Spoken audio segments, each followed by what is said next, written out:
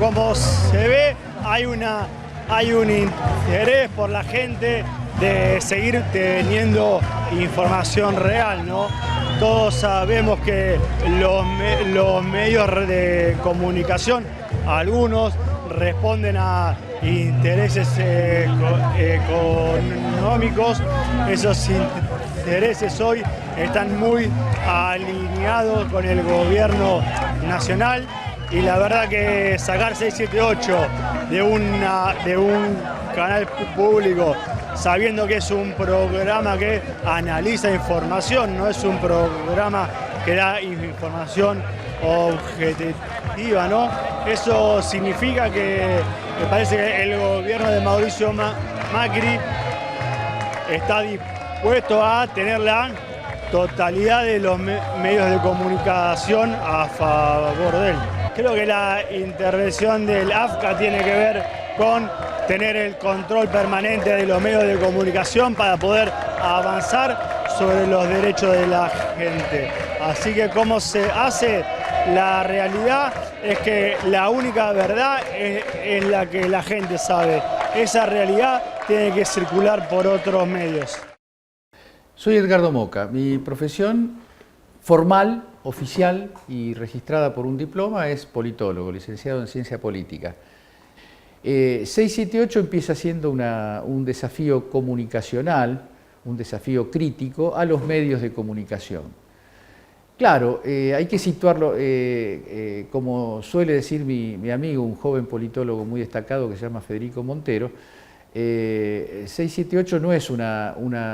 cosa que emerge en la nada. 678 es hijo de una dinámica política, es hijo de un desarrollo de los acontecimientos que podríamos situar muy precisamente en el conflicto con las patronales agrarias iniciado en marzo de 2008 y que se desarrolla y que termina en lo que todo el mundo sabe que termina,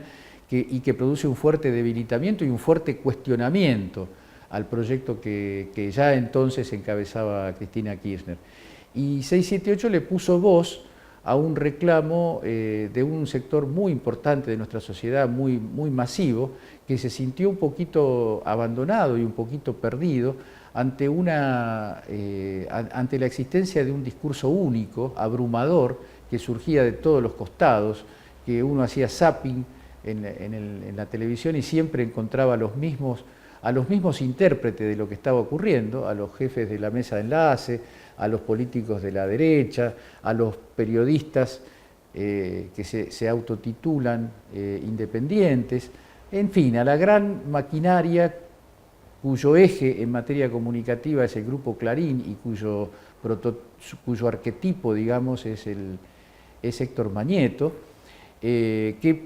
producían algo así como en los años 90 el discurso único de la libertad de mercado, el discurso único del rechazo del Estado, pero en condiciones distintas de los 90, porque lo hacían en una coyuntura donde el gobierno empujaba para otro lado y muchos millones de argentinos empujábamos para otro lado, pero no teníamos, o teníamos de manera insuficiente, para ser más justos, porque había muchas voces. Quiero ser claro en esto, había muchas voces, en esa etapa se estaba desarrollando un movimiento del que a veces no hablamos mucho, pero va a haber que hablar y escribir sobre eso, que es el movimiento de los blogueros K, el movimiento de las personas que de formas muy artesanales, sin la ayuda de nadie, sin tener muchas veces de dónde recoger datos o informaciones que pudieran servir para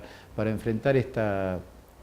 catarata de opiniones en un sentido desestabilizador, en un sentido antipatriótico, en un sentido antisolidario, con esa escasa tecnología, con esos rudimentarios elementos surgieron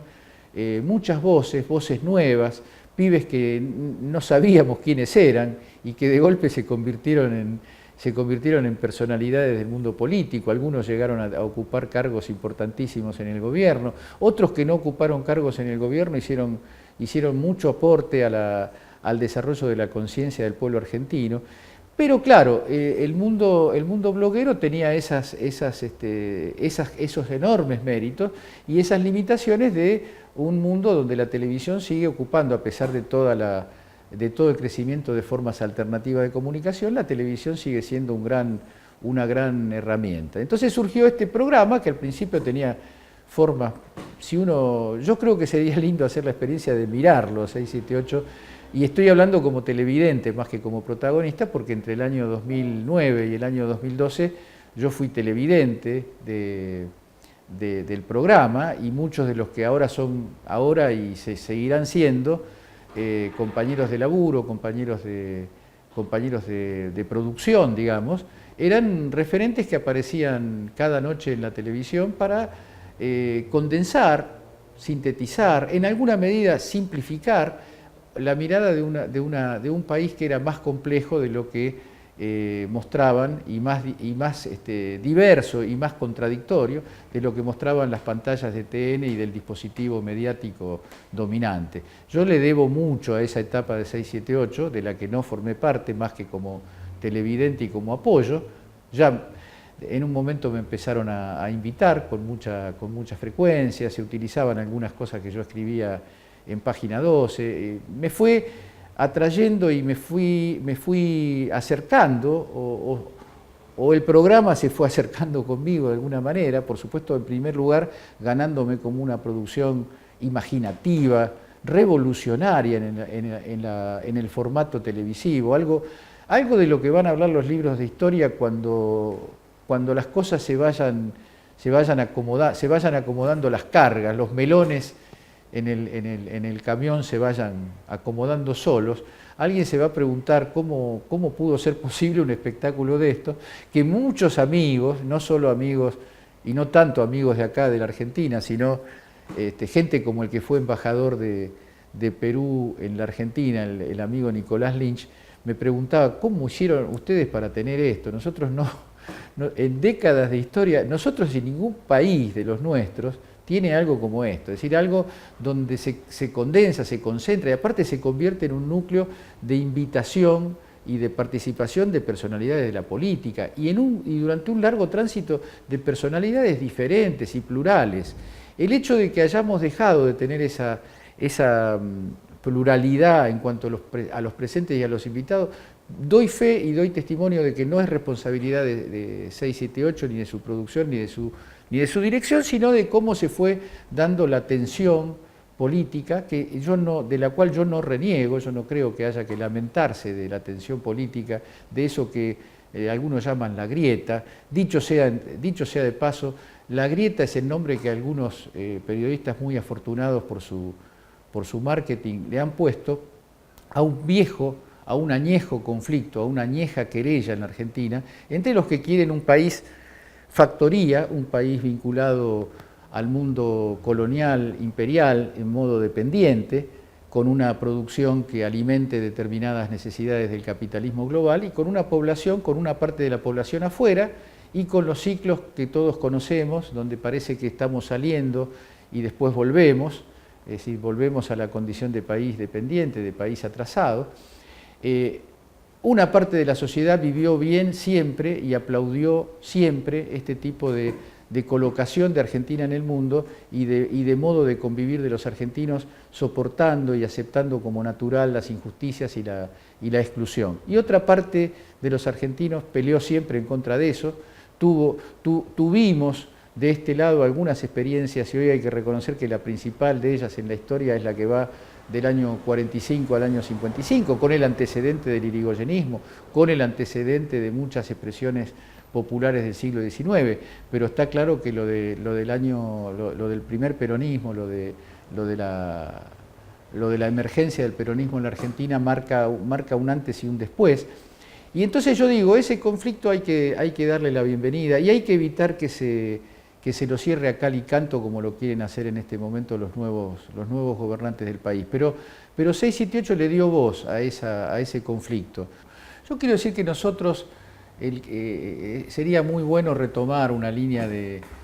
archivo, de estudio, de discusión crítica con un nivel sobre el programa, que no creo que no merezca, y ya lo hemos dicho, no creo que no merezca críticas de distinto tipo, pero me parece que si hay algo que forma parte del esqueleto conceptual de 678 es discutir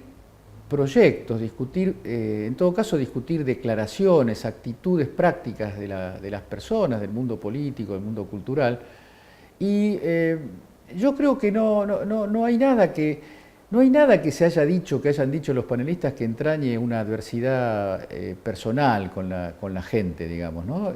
Por el contrario, si uno hiciera ese mismo examen de otros programas de televisión, a los que yo no voy a nombrar para tratar de ser consecuente con este intento de una mirada un poco distante, ¿no? Un poco crítica. Otros programas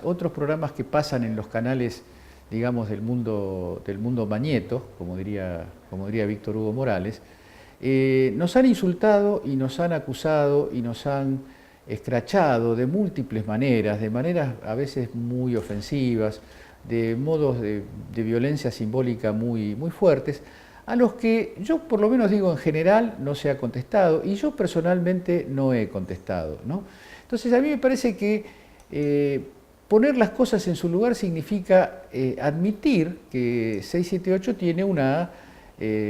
un perfil y tiene una posición política que lo anima, no tiene unas pretensiones de objetividad y neutralidad que por otro lado yo considero absolutamente imposibles en el mundo de la comunicación. Los que comunican, los que nos comunicamos somos personas y las personas tenemos puntos de vista y los defendemos y atacamos los puntos de vista de los otros cuando nos parecen perniciosos para el mundo tal como lo entendemos. Entonces me parece que hay algo que todavía falta, sobre lo que falta profundizar, sobre lo que falta indagar, que es la extraordinaria repercusión popular del programa, ¿no? Yo vengo en estas horas de una experiencia que